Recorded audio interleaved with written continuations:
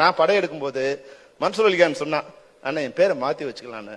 ஏன்டா என்ன இல்ல முஸ்லீம் பேரா இருக்கு எல்லாருக்கும்.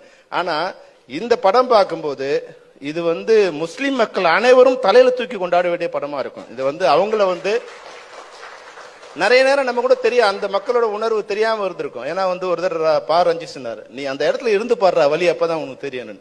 நான் கூட சில படங்களை முஸ்லிம்ஸை கொஞ்சம் வில்லனா காமிச்சிருப்போம்.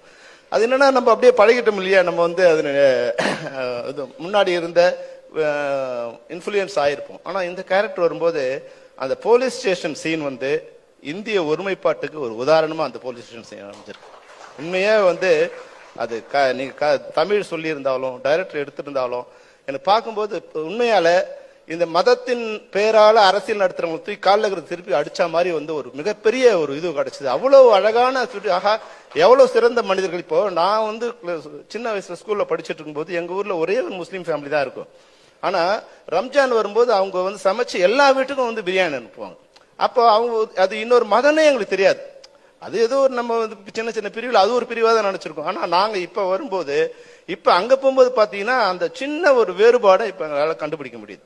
இப்ப முன்னாடி அந்த வேறுபாடே இல்லை, ஆனா இப்ப அந்த வேறுபாடை கண்டுபிடிக்க முடியுது. இதுக்கு சினிமாவை கூட ஒரு காரணமா இருந்திருக்கும். அது மாதிரி மனக்காயத்தெல்லாம் ஆற்றத்துக்கு இது மாதிரியான படங்கள், இது மாதிரியான கலைஞர்கள், இது மாதிரியான கருத்துள்ள கண்டென்ட் அந்த அந்த அந்த கலரை மாற்றக்கூடிய வாய்ப்பு இருக்கு இந்த படம்.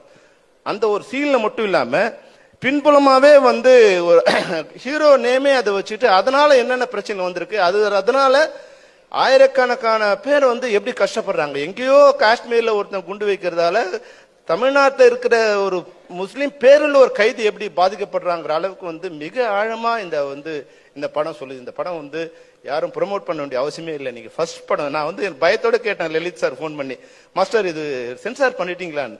ஏன்னா எனக்கு ரொம்ப சந்தேகம் என்னன்னா இந்த படத்தை சென்சார் பண்ண முடியாது, ஏன்னா சென்சாரால அடி வாங்கினோம் நான், எனக்கு தெரியும் எப்படி சென்சார் அடிச்சிருப்பாங்கன்னு. ஆனா மாஸ்டர் அதை கரெக்டா புத்திசாலித்தனமா அது அதனாலதான் இந்த படத்தை அவர் ப்ரொமோட் பண்ணலன்னு நினைக்கிறேன். சென்சார் வாங்குற வரைக்கும் படத்தை ப்ரொமோட் பண்ணலன்னு நினைக்கிறேன்.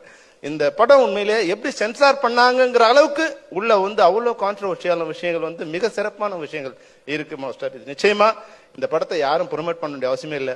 25ஆம் தேதி காலையில 11 மணிக்கு ஷோ ஓப்பனிங்னா 3 மணிக்கு அதனுடைய இது எல்லாருமே கொண்டு போய் சேர்த்துருவாங்க. அதனோட வெற்றி யாரும் தடுக்க முடியாது.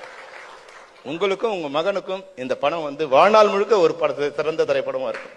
நீங்க 100 படம் எடுத்தாலும் சிறை அதுல ஒரு படமா இருக்கும், சிறந்த படமா இருக்கும். அக்ஷய் 1000 படம் நடிச்சாலும் அவரோட முதல் படம் இந்த படமா இருக்கிறதால உங்க 2 பேரோட இதயத்திலும் இருக்கிற படமா இந்த சிறை இருக்கு.